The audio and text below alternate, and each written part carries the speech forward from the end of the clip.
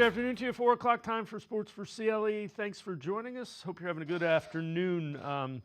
Second day of free agency, legalized tampering. Browns a little more active, but still no earth-shattering news. The Browns are signing a edge rusher listed as an outside linebacker, Joe Tryon-Shoyinka. 1 year, $4.75 million deal. Was a first-round pick of the Buccaneers, and he has 15 sacks in 4 seasons with Tampa. Also, yesterday evening, the Browns notified defensive tackle Dalvin Tomlinson he will be released at the start of the new league year with a post-June 1st designation, so he can officially start signing with a new team on Wednesday, the beginning of the new league year. By doing the post-June 1st release, the Browns can create about $6 million in cap room. He will have a dead cap hit of $6.4 million in 2026. Also yesterday evening, the Browns traded for a veteran quarterback, Kenny Pickett, former first-round pick of the Steelers. ESPN's NFL insider Adam Schefter with his read of the trade for the Browns. I don't think it impacts them at number 2. I think that they trade for Kenny Pickett because they like Kenny Pickett. I still wouldn't be surprised if they added another quarterback via free agency, whether that's Joe Flacco, whether that's waiting it out on Kirk Cousins, who Atlanta won't let out right now, but nobody believes he's going to play there again. There are some options out there, and we'll see which one finds his way to Cleveland. But I think that the Browns recognized a quarterback who was a former first-round draft pick that they figured it was worth taking a flyer on. Why not? He was a former first-round draft pick. He's costing you a 5th-round draft pick and one of your backup quarterbacks. Take the chance. If he turns into the type of player that many people thought he could be, then you hit. If not, then you have another backup quarterback. It's not the worst gamble in the world. And again, he was traded for a 5th-round pick in Dorian Thompson-Robinson. Zach Jackson, the Athletic Browns beat reporter, on 92.3 The Fan, talking about what he has heard the Browns' plan is at quarterback. Probably by the weekend they'll have Kirk Cousins. March 16th is when the Falcons owe him $10 million, and everybody expects that they won't pay him that. So if they do, we'll see what's next. But probably Kirk Cousins always has been number one plan. That's kind of been out there since December. We've all kind of known that that's going to be a disaster since December, but that's probably where it's going to go. Again, Kirk Cousins has a no-trade clause. The Falcons do him a $10 million bonus. He's due a $10 million bonus in a couple of days. That's why they think he will be released before that date. Daniel Jones is off the market. He's finalizing 1 year, $14 million deal with the Colts. Jones had a chance to return to Minnesota, but is now becoming a challenger to Colts' former first-round pick, Anthony Richardson. That one, according to Adam Schefter. The Giants have also agreed to terms on a 2-year deal with former Browns offensive tackle James Hudson, a swing tackle, that is according to Mike Garafolo. That necessitated the Browns to go out and sign an offensive tackle of their own, which they did. They signed Cornelius Lucas, 2 years, up to $10 million. Per sources, Jeremy Fowler reporting that he was Commanders' tackle. He'll be 34 in July. He started 54 games, 7 at left tackle and right tackle last season, was 8th among tackles in ESPN's run blocking metric in 2024. Would have ranked 34th out of 66 in pass blocking win rate. But again, that's basically a swing tackle to replace James Hudson. Also, running back news, former Steelers running back Najee Harris is signing with the Chargers. 1-year deal, max value at $9.5 million. He went over 1,000 yards rushing in each of his first 4 seasons. Those were all with the Pittsburgh Steelers. Cavaliers will be hosting the Brooklyn Nets tonight at Rocket Arena. That puts their 14-game winning streak on the line. Cavs have a comfortable lead as the top seed in the Eastern Conference, at least going into the game. ESPN's national NBA analyst, Brian Windhorst, with his thoughts on the Cavs' chances at winning an NBA title this year. It is hard to wrap your mind around the idea that they could go from winning, what they win last year, 6 playoff games, to winning 16. That elevation is enormous. I'm very excited and anxious to see how they do. I am not putting it all on this season. It is not win or bust, but they have a chance. They have a real chance. Like on the pie chart, it's a big chunk that the Cavs could end up holding the championship. They've got to have things go their way, but they have what they need. And again, Cavs going for their second 15-game winning streak of the season tonight. They will host the Brooklyn Nets at Rocket Arena. Guardians are trying to find consistent offensive production from whomever is going to play second base this year. It has been a struggle for them at second base. But shortstop Brian Rocchio, who hit really well in the postseason a year ago, has continued to look good at the plate in the spring so far. 20 at-bats, 9 hits, 4 doubles, a .450 average, an 1126 OPS that measures on-base and percentage, 2 runs batted in. Manager Stephen Vogt has been impressed with Rocchio. I think for Roki, playing shortstop every day at the big league level isn't easy. And coming off a year where he played a full minor league season, a little bit of big leagues, full winter ball, then a full 7-month season with postseason, that's a lot to put your body through. And then he really got after it this winter. But to have that confidence, knowing I know what it feels like to play shortstop for 162, I know what it feels like to play shortstop in the postseason, and he saw some success. To me, Roki's just getting started with his career. And I think for me, he's going to continue to learn more and more every day out, every week, every month, every year. And I really love the way Roki's progressing. How much do you tap?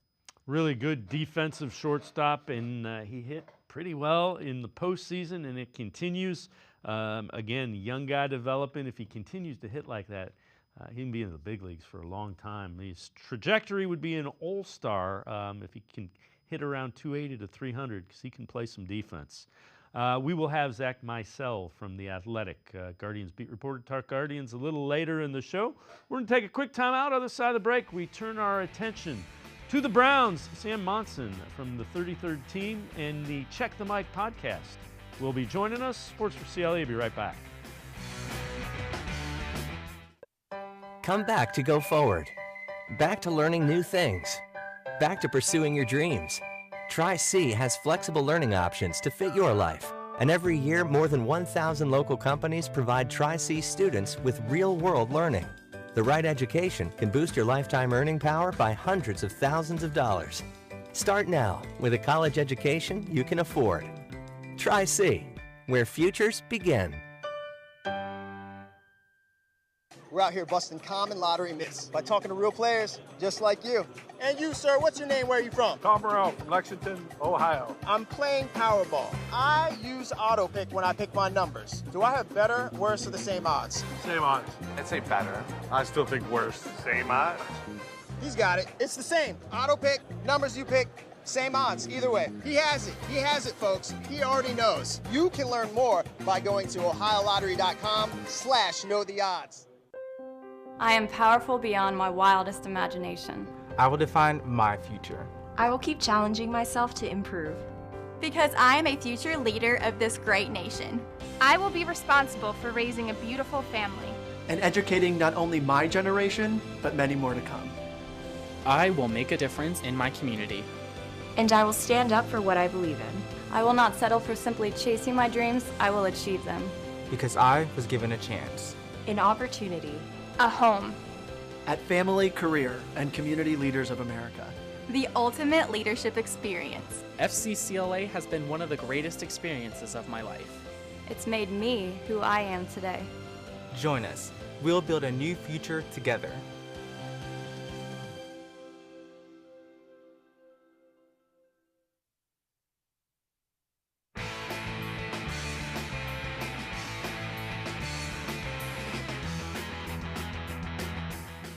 Sports4CLE continues. We turn our attention to the Browns. Let's head to the voicemail of Truth and Reason. Hi, this is Tommy from Sydney. I always enjoy your show. And as far as the DTR and Kenny Pickett trade, why on earth do you think the Eagles wanted DTR? Or was this more of a matter that they thought a fifth-round draft choice was enough compensation for Kenny Pickett and that DTR was just icing on the cake? It kind of says to me a lot of what the two teams thought of these two quarterbacks. Thank you for taking my call. Bye. As always, appreciate all of the voicemails. Let's welcome in Sam Monson from the 33rd team, co-host of the Check the Mic podcast. Sam, it was good to see you at the Combine. What do you think of when you think of Kenny Pickett and that trade? I kind of scratch my head, and he's a former first-round pick. Yeah, I mean, I think from Cleveland's point of view, it makes plenty of sense. Kenny Pickett is still an intriguing player. Obviously, his time as a starter didn't work out particularly well. He really didn't bring enough positives to the table. In terms of negatives, he actually wasn't too bad, was reasonably careful with the football, didn't make too many egregious mistakes, but he didn't bring a huge amount of plus plays to the table, which in today's NFL, you just need to be able to do better than he was. So I get why the Browns would be prepared to kick the tires for a modest draft pick and see what he can do. From Philadelphia's point of view, I think they get a draft pick back. You know, a guy like DTR is an intriguing prospect based off the preseason performance that he had right at the start of his career. But ultimately, I think it's more about the fact that for them, I think Tanner McKee had kind of jumped ahead of Kenny Pickett on the depth chart in the pecking order in Philadelphia. So he was kind of surplus to requirements now. So they can afford to let him walk. They get to flip the order of the backups. DTR will be their QB3, and they get the draft pick back in return. So I think there's probably more in it for Cleveland than for Philadelphia, but I understand why they're willing to let him walk because he's probably not their primary backup anymore. So this one's from CBSSports.com. They're grading every team's day one, so yesterday, of free agency. Browns, they give a C+. Key additions, Kenny Pickett. Key re-signing, Myles Garrett. Departure, Dorian Thompson-Robinson. Biggest move for Cleveland so far has been being able to retain Myles Garrett. While they could still be in play for quarterback at number 2 overall, bringing Kenny Pickett in as an affordable option under center, a savvy trade. Again, Kenny Pickett's probably their QB3. They're going to draft one. They're going to probably try to get another veteran. And the thing that you said that I'm like, yeah, that's right. They've had so many turnovers the last 2 years. They're looking for somebody to take care of the ball under center, and Kenny Pickett does do that. Yeah, and they're looking for a rabbit out of a hat, really. I mean, this is the problem with the Deshaun Watson contract. They're kind of stuck here, right? They have this giant millstone hanging around their necks as a franchise with, you know, a terrible contract for a quarterback who is A, hurt again, and B, even when he hasn't been hurt, has shown no indication that he can be the starter for this team. I mean, they need to go in a different direction independent of the fact that Deshaun Watson has re-aggravated the Achilles injury. And, you know, that's a kind of career-changing injury for a quarterback generally. So they need answers, and the problem is they need cheap answers. And that's a difficult place to be in today's NFL. It's not that easy to find a high-level starter at quarterback anyway. It's even harder if you then start stipulating, and by the way, it's got to be from the bargain basement. It's got to be from, you know, the sale bin. And that's the difficult situation the Browns are in. So they're left trying to figure out, do we draft a quarterback at number 2 overall? You know, what can we get in the veteran market? It's reclamation projects. And Kenny Pickett, I think, is an interesting reclamation project. You know, people were talking up guys like Zach Wilson and, you know, those types of reclamation project. But Kenny Pickett is another version of that, a guy that got thrown straight into the fire, did okay, but ultimately wasn't good enough, and the team decided to move on. But, you know, I think those are interesting players to bring in and see if you can get something more out of them. We're going to stay in the bargain bin, if you will, for quarterbacks. The Patriots have had discussions about trading quarterback Joe Milton, would like to trade him to the right situation to continue his development in the NFL should a deal get done. New England loves Milton, but Drake May is their franchise quarterback. They just signed Josh Dobbs' 2-year, $8 million backup. That one from Jordan Schultz. It's important to draw some connections. Mike Vrabel was here. He is now the head coach at the Patriots with a considerable voice in that. Milton's an intriguing guy. I know the Browns were intrigued by him when he came out. He played really well in the last game, the game that I did watch that game. So what are your thoughts about Milton? It's fascinating because if this was like the early 2000s, Joe Milton probably would have already been flipped for like a second-round draft pick. This was the days where anybody that showed anything was getting immediately traded for because it was so hard to find, starting caliber quarterbacks. So you had these weird deals for guys like A.J. Feely and Kevin Cobb and, players like that who had just shown a game or two of impressive play, and immediately teams were like, we got to go and grab that guy because we don't know when the next viable quarterback is going to come around. Now it's so much easier to find viable. Maybe it's still as hard to find elite quarterbacks, but teams are no longer so desperate for just any form of starter that they're making those types of trades. But if they were, Joe Milton was spectacular in that game that he played. He was interesting as a draft pick because, incredibly big, athletic, cannon for an arm. Like the tools are there for him to be spectacular. He wasn't necessarily spectacular in college, but then immediately in preseason and in training camp, there were reports that Milton was outperforming Drake May. And this was sort of at the time seen as kind of a way of saying, well, Drake May might be a way away from starting. It might take him some time if he's being outperformed by a guy like Joe Milton and, strap in for a season of Jacoby Brissett. But then as soon as Drake May got into the starting lineup, he actually looked really good. So between the preseason, the training camp reports, and then that game at the end of the season, the new way of looking at those reports might actually be that maybe Joe Milton is significantly better than people were expecting him to be. And that does make him a really intriguing trade target for a team that doesn't have a quarterback or is in a tough spot at quarterback and needs, a kind of cheap alternate angle.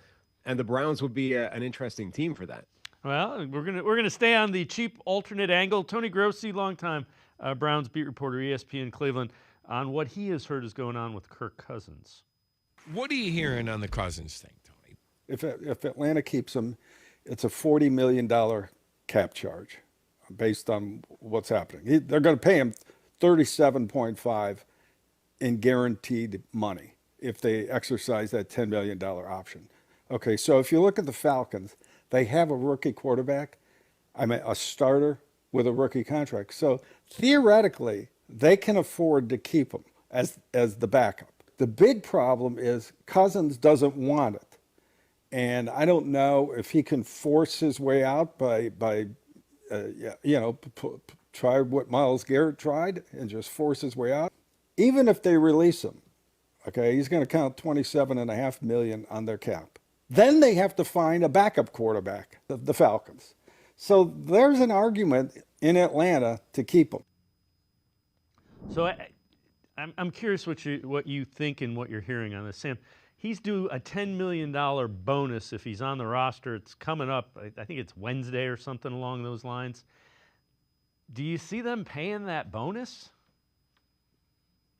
So it's a very awkward situation for Atlanta because it hurts them effectively every possible way they could deal with the Kirk Cousins thing. Either it hurts them in cash terms, they have to give him this bonus if they want to keep him around, or it hurts them in cap terms if they get rid of him, if he, talks his way into getting cut and getting released from the deal, or they try and trade him, and then it's difficult because a team has to be willing to pick up that contract that Cousins just showed he wasn't really worth this time, with his play last season. So I think the Browns are in a pretty tough spot where I think they'd like to keep him. And if they can talk him into being a good soldier and, here's the bonus and, let's just suck it up for a year and this is the contract you signed, I think that's the way they would want to go. It also sort of hides the fact that they made that big a mistake in the first place in terms of signing Cousins to that contract.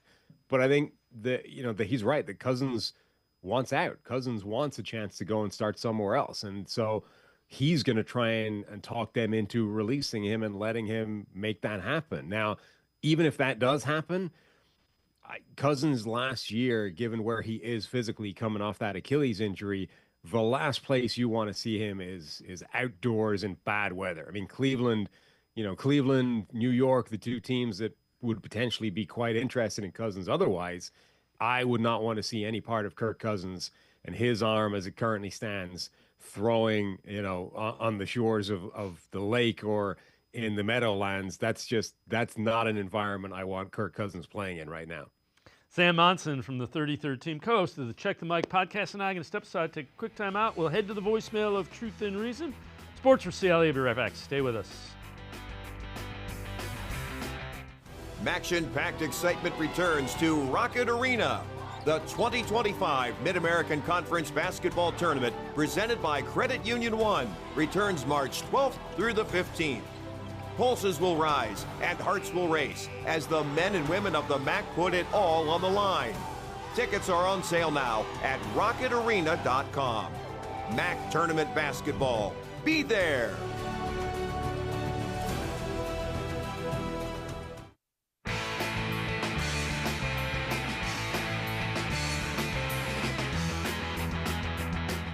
We continue talking Browns and NFL with Sam Monson from 33rdteam.com and co-host of the Check the Mic podcast. Let's head back to the voicemail of Truth and Reason. Hey, I'm from Colorado. I have a question for you. Why is the Browns always so struggling to get a quarterback?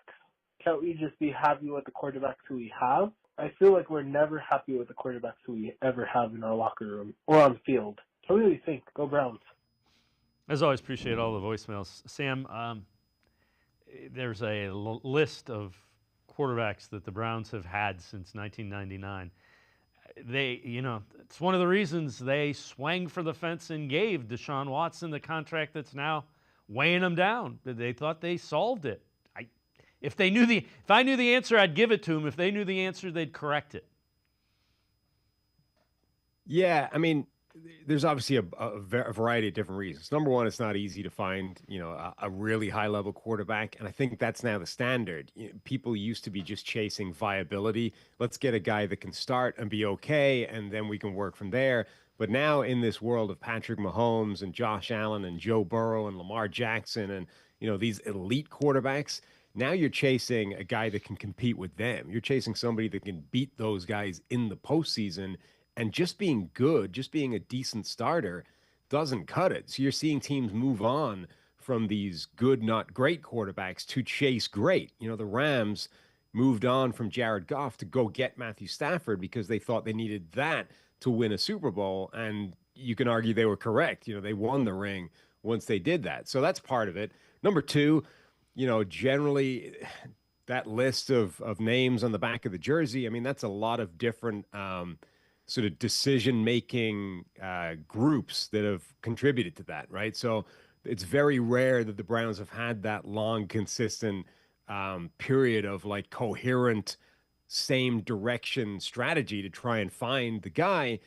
And then the last point, and this is the one that's maybe the toughest pill to swallow, is you can argue they had the guy, right? Baker Mayfield was the guy that stopped the list, that stopped the constant turnover at quarterback, that had finally sort of rescued them, that took them to the playoffs, that was a guy capable of being a really good starter.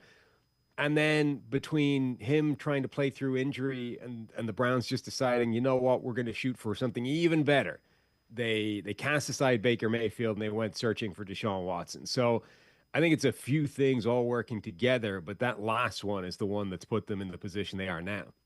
So here's a look at guys that are still available relative to quarterbacks. Now, Daniel Jones did sign with the Colts earlier today, so it's Rodgers, Wilson, Wentz, Flacco, been here, Brissett, been here, Mariota, Mac Jones. Do any of those guys, I guess when you look at this list, you're looking for this year's Sam Darnold. Do any of those guys look to you like this year's Sam Darnold? I mean, the obvious answer to that is no, but then neither did Sam Darnold a year ago. So, I mean, this is the problem with chasing these sort of historic outliers, right? Sam Darnold signed for 1 year, $10 million. And at the time, the thinking was, well, he can play 3 or 4 games. And then by the time he plays himself to the bench, it'll be time for J.J. McCarthy anyway. McCarthy was winning that job in week 1, forget after 4 weeks before that knee injury. And then at that point, people thought the season was basically over for Minnesota. Like, Darnold's not going to take them anywhere substantial. He might be okay and get them to 7 or 8 wins, but the season's over. And then Darnold played spectacularly. So expecting that to happen again for anybody is a pretty small target to be hitting. But you're looking for the components, right? You're looking for like the recipe, the ingredients for that to maybe come together. And I think Carson Wentz has some of those. You know, he's got high-level play on his resume at some point in the NFL. Obviously, it's a long time ago at this point, but he's got the physical tools. I think he does make some sense within this type of offensive system. You know, if I was looking at that list and throwing my lot into one of those long shots, which is what they all are, that's the long shot horse that I would be backing of that group. All right. So let's look at the draft for a minute. If Cam Ward is off the board, if the Titans take him or somebody trades up to 1 and takes him, if you're Andrew Berry, what are you doing? I mean, I'm a Shedeur Sanders believer relative to a lot of people. I think overall the kind of the trend at the moment seems to be he's sliding or he's not seen as good a prospect, and generally the kind of opinion seems to be souring on him a little bit. Now, that isn't reflected yet on the consensus big board, you know, which is out there and kind of collects everybody's big boards together and gets an idea of where guys' stock is, at least in terms of public perception, media, draft analysts, those kinds of things. We're not seeing this big slide from Shedeur Sanders on the consensus board. So, you know, maybe that is just smoke and mirrors and lying season and, you know, narrative right now.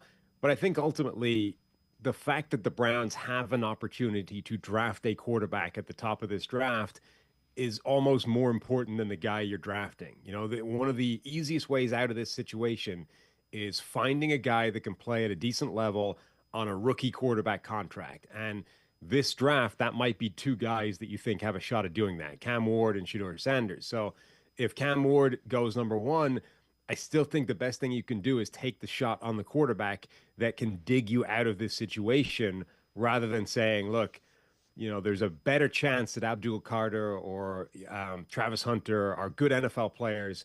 But even if they are, it doesn't make a difference if you haven't found a quarterback that can get you out from the Deshaun Watson thing. So I say you take Shedeur Sanders and hope that you hit the high end of what he can do. So before I let you go, what do you like about him? I haven't looked at video. I've watched him play, and one thing I can tell you, he is tough. He stands in and he throws the football, and he seems to process things pretty quickly. What do you like about him? What do you think makes him a pretty good candidate to be a good NFL quarterback? It is that. It's ironic. For Deion Sanders' child, it's none of the physical tools. You know, it's none of the athleticism, the spectacular, those types of things. It's all of the mental stuff. It's processing. It's his touch on throws, his ability to layer the ball, you know, above linebackers into gaps. It's touch. It's understanding when and where to attack certain areas of the field. And I think you're right. He is tough, and that's a significant thing. Now, there's weaknesses there, even outside of the fact that he's a worse athlete than Cam Ward, and he doesn't have the arm that Cam Ward has. He takes too many sacks, and some of those are bad plays. But that offensive line, the pass protection, the system at Colorado was not good. And I think one of the big kind of debates is, well, how much of that is on him and how much of it is on the supporting cast, the environment around him. I think that's an unknown, and that's why this is always more art than science. It's trying to guess, essentially, trying to project forward how much of that is on him versus other elements that he's dealing with. If you think it's more to do with the environment, the offensive line, the protection, all those things, then I think you should like what Shedeur Sanders can bring to the table. Because if you reduce some of those bad plays, then there's a lot to like about him. And he's done it at, multiple different stops. And, there's a lot of positive that he's bringing to the table. If you think it's more him and that's just an inherent part of his game, then I think it's definitely an element to be scared of. Sam Monson, 33rd Team, thanks so much for the time and the insight. Appreciate it very much, Sam. Anytime. Take it easy. Sam Monson, make sure you check him out. 33rd Team is who he writes for. He also is the co-host of the Check the Mic podcast. We're going to step aside, take a quick time out. We continue talking Browns. Fred Greetham, senior analyst for the Orange and Brown Report, straight ahead. Stay with us. Action-packed excitement returns to Rocket Arena. The 2025 Mid-American Conference Basketball Tournament, presented by Credit Union One, returns March 12th through the 15th. Pulses will rise and hearts will race as the men and women of the MAC put it all on the line. Tickets are on sale now at rocketarena.com. MAC Tournament Basketball. Be there!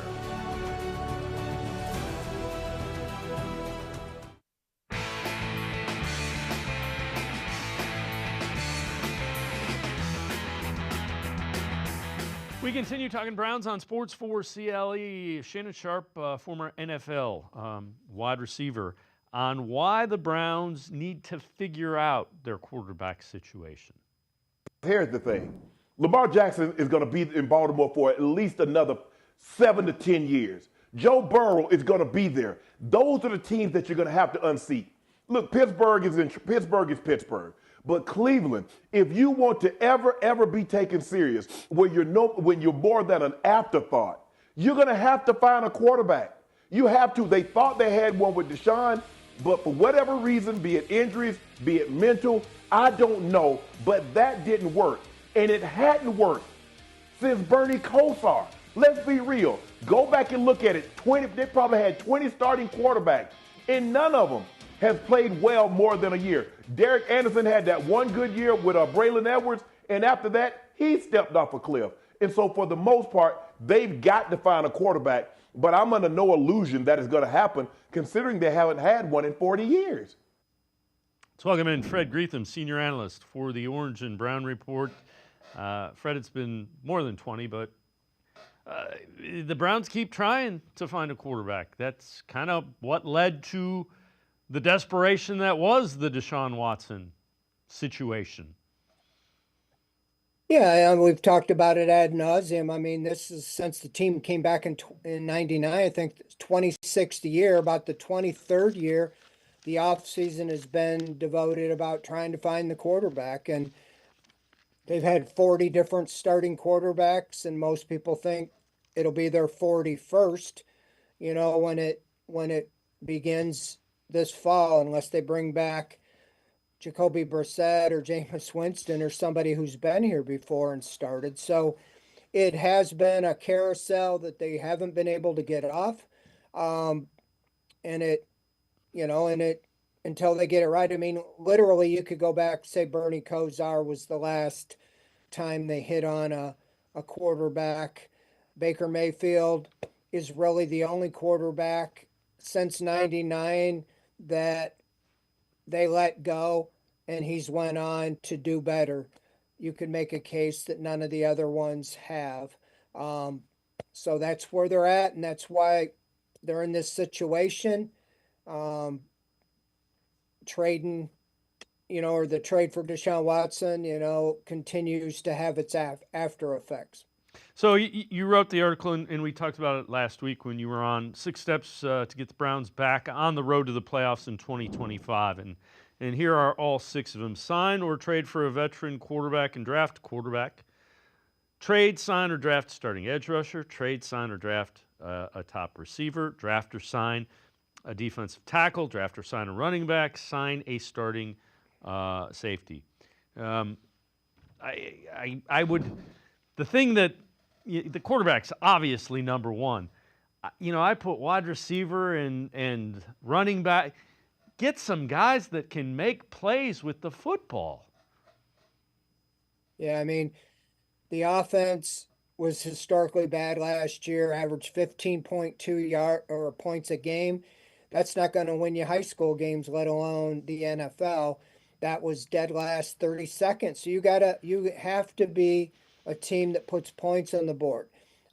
I can make the case when they started 1-6 and Deshaun Watson played so bad, the defense actually played well enough to win 3 or 4 of those games, holding the opponent to 20 points or less. But the Browns offense didn't score more than 16 points, and that's going to lose you a lot of games. It ended up spiraling into a 3-14 season. And so, Yeah, you really didn't see any offense explosiveness except during that period of time with Jameis Winston when they were throwing the ball over the place. Unfortunately, he was throwing it to the other team and cost him some games, but they were nobody can say they weren't explosive. They went from like 30th in passing to 13th for a stretch when he was playing. They just got to figure out how to get somebody who can manage the game, can make the plays without turning the ball over. And that's why I feel like it starts and stops with the quarterback, and they have to solve that. And 2 days into free agency, I'm not ready to run up the towel with it, but it isn't too inspiring to see what is going on right now, all the way around in free agency. I really think you're going to see the draft being really one of the biggest areas that they're going to look to, because it looks like they're being very conservative, making offers, but not going aggressively at the top guys like they were in previous years, free agency. How important, we obviously know quarterback is 1A, 1B. What is a sneaky need that you think they need to address, they need to get right in order to get back on track? Well, some of the ones I outlined there, I really think, you got to get the defense right. I think that's the quickest path to success. We saw it with the Steelers. At least you're getting to the playoffs with a lockdown defense. And 2 years ago, you had the number one defense in the NFL.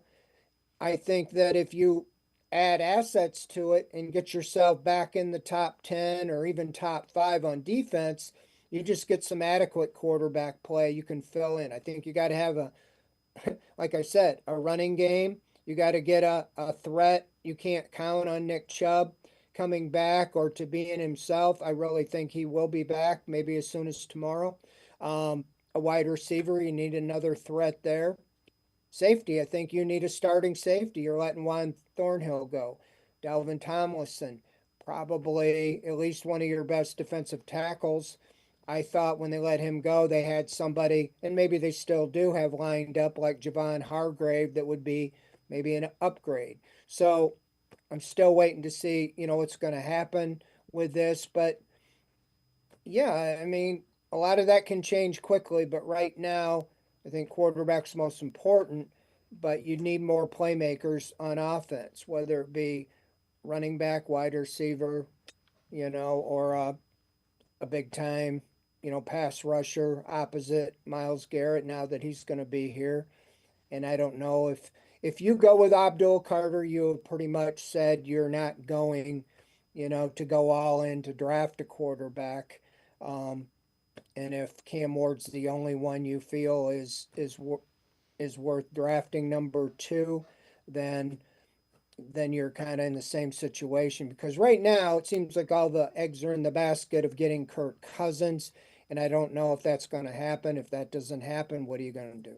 Yeah, and kind of you wrote another article, it's now 6.0, and yeah, veteran quarterback projection is still Kirk Cousins, rookie quarterback drafted Cam Ward. Again, the separation between Ward and Sanders seems to be growing relative to most in the NFL. The Browns are a team that we hear likes Shedeur Sanders. I don't know if they like him at 2. It's going to be interesting to see if Ward goes number 1. What does Andrew Berry do? Yeah, I mean, the reason I still have the Kirk Cousins for this week and Cam Ward is because it's a log jam, especially even at the veteran quarterback, so you don't know really still what's going to happen. The pieces I thought possibly you could pry away Derek Carr or Geno Smith, both those situations were resolved, and one got traded to the Raiders. So he was in play, but the Browns didn't get involved with the Smith thing. And now you've seen, the Justin Fields and Daniel Jones and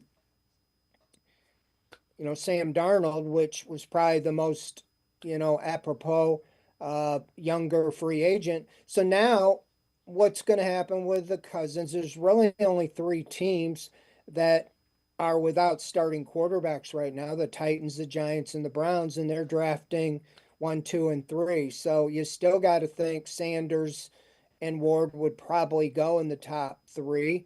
I don't know, like you said, if the Browns, what they feel about him. All I can go by what Kevin Stefanski said is that he didn't agree that this was a weak quarterback class. He thought there was good quarterbacks. He didn't say that necessarily the Browns would be happy with either one, Ward or Sanders. But until we really know, where they're at, we'll know when it comes draft day, and we'll know maybe here in free agency how aggressive they go after, somebody that becomes available. So far, I haven't heard them linked really to anybody being aggressive to go after. And so that leads me to believe that they're going to end up drafting a guy.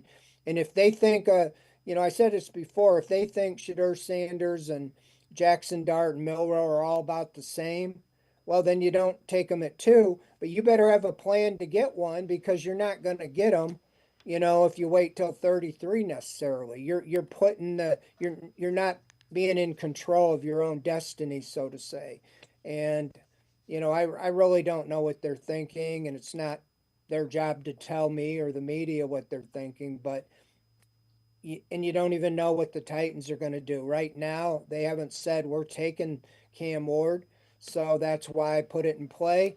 And I go back to that. You don't think you're going to be here again.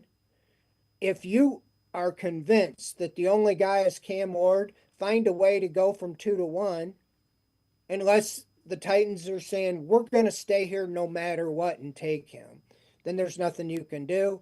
And it's one of those situations where the tiebreaker costs you big time, because you have the same record as the Titans, but you're not going to get the guy you want because of the tiebreaker. So where you go beyond that, I don't know.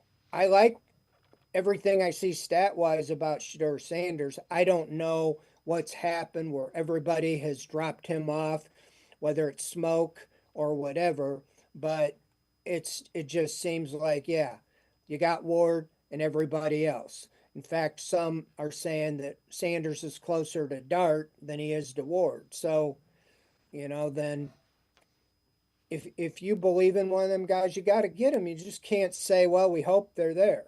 This is the continual problem. The Browns released Dalvin Tomlinson. That came out a little bit earlier because of salary cap. So they're going to save $6 million against cap, something along those lines.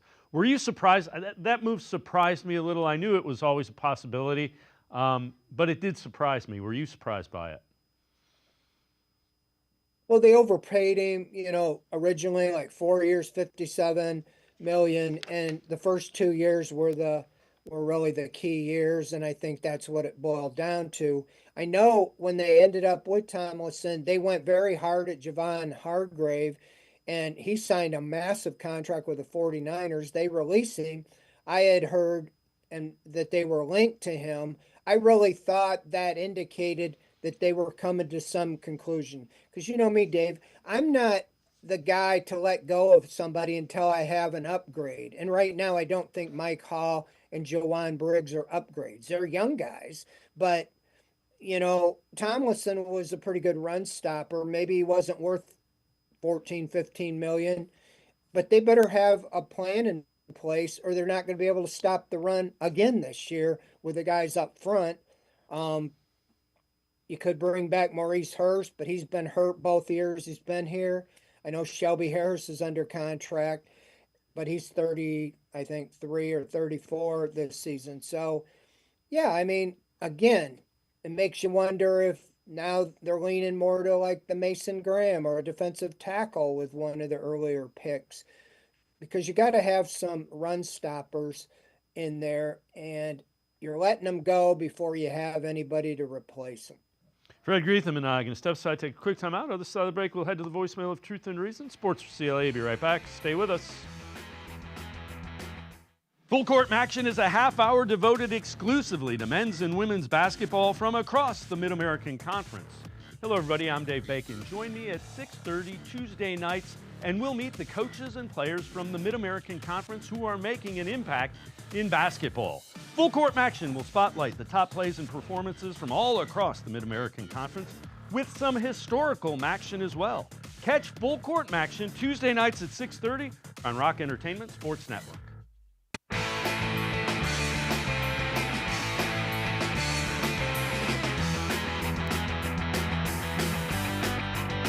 We continue talking Browns with Fred Greetham, senior analyst for the Orange and Brown Report. Let's head to the voicemail of Truth and Reason. Hey, Dave, it's Mike from West Virginia. I've absolutely hated the Nick Chubb situation. But now there's an article in Sports Illustrated today that says that they expect Cleveland to re-sign him. And I feel like it's just to appease the fans. And what I'm worried about possibly happening, if they do re-sign Nick Chubb, and regardless if he's back to form or not, and I know this sounds pretty petty, but I really expect something out of Jimmy Haslam or Barry to try to make him look washed this year, just so the fans will ease up on their support for Nick Chubb for when they possibly get rid of him the next year. Because right now, there's a lot of major hatred for the front office. So, I'd like to hear your thoughts on it, Dave. I know it sounds ridiculous, but that front office is dysfunctional except for Kevin Stefanski. I like Stefanski. Dave, we'll see you. Have a great day. As always, appreciate all of the voicemails. Fred, I can't. Andrew Berry's job's on the line, so if Nick Chubb is able to run the football like he can, they're not going to do anything other than hand it to him and try to get him to run run like the Nick Chubb of old. They need to win some games. Yeah, I mean, I disagree a little bit there, because why would you want to make Nick Chubb look bad? He needs 400 yards to pass Leroy Kelly and be the second all-time rushing leader behind only Jim Brown. He'd be sandwiched between two Hall of Fame backs, and I don't think there's anything but love for Nick Chubb. It's my understanding that there is, NFLPA. There's a which allows you to bring so older guys don't get cut because of salary. You can actually put them out as free agents and bring them back with qualifying offers, and it doesn't hit you as big on the cap. And I think that he has to hit free agency officially tomorrow, but I would not be surprised if they re-sign him, to a deal. And this time next year or after this year, it'll be totally on the results on the field. I'm for one that thinks that Nick Chubb, if anybody can come back, it would be him. Most people, when you talk to about the injury he had, it's usually the second year. We saw him, making some strides. He wasn't the same Nick Chubb that averaged 5.3, but he did have a run of 18, 15, a couple things, and then he got hurt. I think he would have continued to get better. He has really the whole off season. I really think that you can't count on him being the guy he was. But if you go draft one of these top running backs, maybe not the very top one, but a top of the line running back that you could probably get in the third or fourth round, like Travion Henderson or Judkins or any of those type guys, put him with Jerome Ford and Nick Chubb. And if Nick Chubb is anywhere close to what he used to be, you're going to have a really good running back room. But if he doesn't, and he really never can come back, okay, he gets one more chance this year. But at the end of the year, you're going to know if he can play anymore or if he can't. So I don't think that they would bring him back to try to make him look bad. It's a performance-based business, and if he's still averaging 3 yards a carry this year, well, that's going to be the end of his career. But hopefully gets closer to the 5.3 than the 3.3 did last year. Again, free agency has not started fast, and I don't, nobody really expected it to. Is there a free agent or two that you think if Andrew Berry can go out and get, it makes it a successful free agency season? Well, yeah, I mean, when they let Juan Thornhill go, he's took a swing big in free agency on safeties, hasn't done very well with John Johnson, Juan Thornhill, but they need a starting safety. I don't think you're going to just hand the job to Ronnie Hickman. I would think that, I think some older safeties like Justin Simmons is still available. I know the top one that I had there, Javon Holland, signed with, I think, the Giants. So there's a couple guys like that. I don't remember all the names, but I was looking at the top ones still available at all the positions, and whether they go get the top one, but they got to have an upgrade at some of those positions, like I said, on defense. In looking, I think what they're doing is they're letting the first wave calm down as you see ridiculous money. I mean, you're seeing guys that were like part-time starters on the offensive line sign massive deals with other teams. And that's kind of what happens in free agency. They overpay. And so I can see them letting that calm down. I think what happened even last year, you make your offers, teams look or players look around. I think that's why Tyler Huntley ended up with the Browns, because he looked around, he didn't get a better offer, and he took it because it was kind of surprising. Why would he have wanted to come here when you got Jameis Winston and Watson and that whole group? But we'll see what happens. But I think you can see they're more measured. They're trying to address needs of depth, but you're going to have to hit on the draft, especially those top 5 picks in the top 103. But you got to get some support. You got to get some starters now. You need a defensive tackle starter. You need a starting free safety. I think you need a third wide receiver starter. And obviously you need a starting quarterback. Fred Greetham, senior analyst for the Orange and Brown Report. As always, great stuff. Appreciate the time and the insight. Thanks very much, Fred. All right. Thank you. Fred Greetham, make sure you check him out, senior analyst for the Orange and Brown Report. We're going to step aside, take a quick timeout. Zach Mizell, Guardians beat reporter for the Athletic. Straight ahead, stay with us. The Ohio Lottery Partners in Education program is dedicated to recognizing exceptional students, teachers, and schools throughout Ohio. Scan the QR code on screen to nominate students and teachers as Academic All-Stars and Teachers of the Month. They must be currently enrolled or teach in grades K through 12. Is your K through 12 school developing students' literacy skills to achieve success in reading? If so, you can nominate your school for the School of the Year. Students can win $100, teachers can win $500, and schools can win $2,500. Scan the QR code, fill out the forms, and nominate deserving students, teachers, and schools today. The Ohio Lottery Partners in Education program takes pride in honoring exceptional students, teachers, and schools across Ohio. Submit your nomination today. It's fun, fast, and free.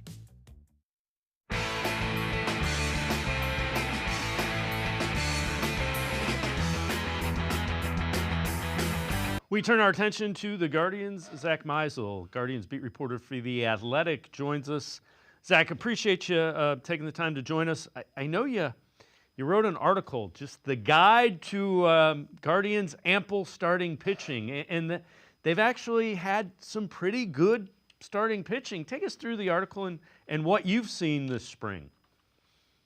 Well, any front office executive will tell you, or any manager will tell you, or any pitching coach will tell you that once you think you have enough starting pitching, go get more. And I think the Guardians learned that last year when you're leaning on bullpen games, you're leaning on guys who you picked up off the street in July and August, you're leaning on Tanner Bybee on short rest, and that's how they got through October. And they didn't want to have to go to those lengths this year, so they made it a point of emphasis over the winter to add to their starting pitching depth. They traded for Luis Ortiz, who will be part of this rotation. Slade Ciccone they got for Josh Naylor. They picked up guys like Vince Velasquez and Colby Allard on non-roster deals. They have John Means hopefully coming back in August or September from his second Tommy John surgery. So just trying to accumulate as much depth as they can because they're going to need it. This is, I think, over the last handful of years, they've used on average like 10 to 13 starting pitchers per season. So you'll see Tristan McKenzie, you'll see Logan Allen, you'll see Joey Cantillo, you'll see some faces that maybe you aren't as familiar with, like Doug Nikhazy. And they'll just try to find 5 guys at a time to get them through 162 games, because we know that pitchers suffer injuries, guys take steps forward, they take steps back, and you just need as much depth as possible to survive a season. Speaking of guys that have pitched well, young guys, Gavin Williams, Logan Allen, 2 guys, local, through the system that we've seen. Didn't pitch really well last year, but they sure have come to spring out in Goodyear and are throwing the ball well. Yeah, and it's important to remember that this sort of development, it never happens in the progression that we draw up in our minds, right? So Tanner Bybee has made it look easy because he's come in and had 2 excellent seasons, and that's not the norm. And he and Logan Allen and Gavin Williams kind of came through the system together, and Williams looked really good as a rookie in 2023, and then last season he had some injury issues, felt like he was playing catch-up once he finally got back, and was just inconsistent, which is normal for a second-year pitcher. So he's been the talk of camp so far this year. The stuff just looks so overpowering, and I think they're excited about potentially, and they're all going to cross their fingers and knock on wood and hold a lucky rabbit's foot while collecting 4-leaf clovers when they say this, but like, he has the look of a guy who should be able to throw 190 innings and rack up 200 strikeouts and just be that old school workhorse that every team desires. So Gavin Williams, certainly a guy to keep an eye on this year. Are you concerned at all about Luis Ortiz? That's a guy that had some success with the Pirates. They kind of used him all over the place. Then he kind of found his niche in the rotation, and I think he made 17 starts. It was pretty good for Pittsburgh, and hasn't been good this spring. Concerned with him because he's a younger guy. Yeah, I think I try not to put too much stock into spring performances because, one day a guy might say, I'm going to work on my curveball today and nothing else really matters, and I'm just going to try to set up curveball counts. And another day it might be, well, today I'm going to work on pitching inside, or I'm going to try out this mechanical tweak that someone recommended to me. And so you take the good and the bad. I mean, I know I just sat here and said, well, Gavin Williams has looked awesome this spring, so make sure you bet on him to win the Cy Young Award. And in the same breath, I'm saying Luis Ortiz's spring struggles don't matter. But I think with him, he's with new coaches, with new sets of eyes watching him, with new catchers, and it might take time to figure out what works best. And I think with him, I'm trusting in Cleveland's pitching gurus, whether it's Carl Willis or even Austin Hedges, from the catcher's vantage point. This is a guy who's got really good stuff. He's young, like you said. I think there's still some development left in there too. And if Cleveland is going to target a pitcher on another team and bring him in, I usually trust them to get the most out of that guy. But it might take time just because it's new and the two sides have to get to know each other. And but he's got a nasty fastball, cutter, sinker, slider combination that just should work. And maybe he just has to work out the kinks in the spring. Let's turn our attention a little bit to second base. That one's I follow it pretty closely. I'm concerned. Some young guys, and right now, I think all of them. You think they're pressing? All of them have the opportunity to really earn a spot at the big league level, a regular. There's going to be somebody that they put out there that's going to be the regular second baseman. And right now, none of the guys are hitting. Yeah, I think it's a good point. I think everybody knows what the situation is, right? Like it's, whether it's Gabriel Arias or Tyler Freeman or Juan Brito or Angel Martinez, like they all know that someone can be the starter, someone can be a utility guy, someone's probably heading to AAA, and that weighs on you. And that matters. Like that's not going away just because the season starts. It's still a competition. And so you would have liked to see guys maybe seize the opportunity. You certainly don't want a situation where someone becomes the opening day starter by default. They back into the opportunity. But at the same time, I think we're going to see all these guys during the season anyway. Really, spring training is just to determine what order of operations they're going to use, and maybe right now it looks like Gabriel Arias and Tyler Freeman get the first cracks at it. But at some point we'll see Juan Brito, and it really it should just be a bridge to Travis Bazzana, the number 1 pick from last season. So it's up to these guys more than anything to prove they can hit major league pitching. Because if they can do that, they'll find a spot, whether it's at second base, outfield, a utility guy. And so you're right, though. You would have liked to see more so far this spring, and maybe the pressure, those expectations are getting to them. You mentioned Bazzana, and when the Guardians drafted him, I was like, okay. But he's already really well thought of in scouting. He's 10th overall prospect according to MLB Pipeline because of his approach, and he continues to work, and they look at all of that. Have you noticed that about Bazzana, that there's like the routine is there? I mean, he just acts like a guy that's going to be a big leaguer in the not too distant future. Yeah, it's hard to wrap my head around because Cleveland had never had the number 1 pick, right? So we don't know. This is new to us, just the hype and the prospect pedigree.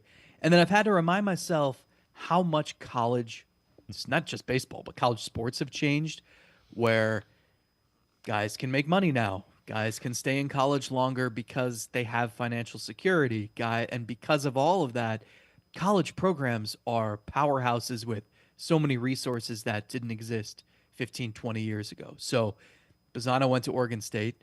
That is as much of a powerhouse as any college baseball program this side of Vanderbilt and Wake Forest. And then I also actually was looking at his college numbers today, and had totally forgotten that. And I know they're college numbers, but in 60 games in 2024, he hit 28 home runs. He had twice as many walks as strikeouts. Like, it's bananas.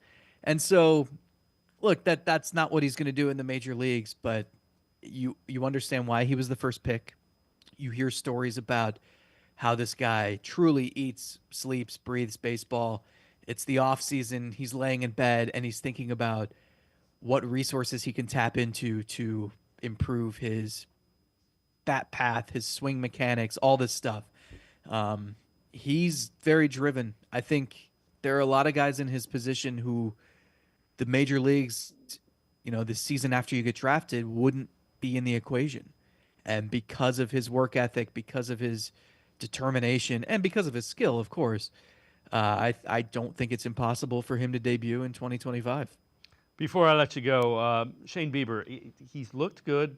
I know you wrote an article just about it. So take us through the recovery and kind of the outlook for Bieber. It's funny. I was just watching him throw a bullpen session, and there's like 4 pitchers in succession standing on different mounds, throwing to different catchers, and you would not know that Shane Bieber is injured. And to the untrained eye, he's 11 months out from elbow surgery. Maybe you're not supposed to notice anything different, but it's hard not to see where he's at and think that this guy could give you 3 or 4 months of help. And it's unfair to say, well, he's going to go right back to the ace that he was. But you want to say that. Matthew Boyd came back from Tommy John surgery last summer, joined the Guardians, and it was the best he had ever pitched in his career. That's not necessarily the norm, but I think it showed Bieber a blueprint of what's possible. And so he's going to temper expectations. He doesn't want to put a specific timetable on anything, but I think just watching him, hearing the experts, not just me, talk about it and tell you what they're seeing on those backfields, I think everybody's excited. I think it's like cautious optimism would probably be the way to frame it. But it's early March. He's been throwing bullpen sessions every few days, and that ramp up is going to come sooner rather than later. And then you start just dreaming about, okay, well, if he's throwing to hitters now, and then he's going to get in minor league games, and you start, playing that game of what the timeline could look like. And you think, we talked about ample starting pitching depth, right? and how it can, disintegrate pretty quickly. But it's nice knowing you have him coming back at some point in the middle of the season. Zach Meisel, thanks so much for the time and the insight. I appreciate you joining us. Thanks very much, Zach. You got it, Dave. Anytime. Zach Meisel, make sure you check him out. Great Guardians coverage. He is the Guardians beat reporter for The Athletic. It's going to do it for this edition of Sports for CLE. We'll see you back here tomorrow at 4 o'clock. Special editions, film breakdown, video analysis of some of the top NFL position groups that will be available in the upcoming draft tomorrow and Wednesday on special editions of Sports for CLE. Have a great night, everybody. See you tomorrow at 4 on Sports for CLE.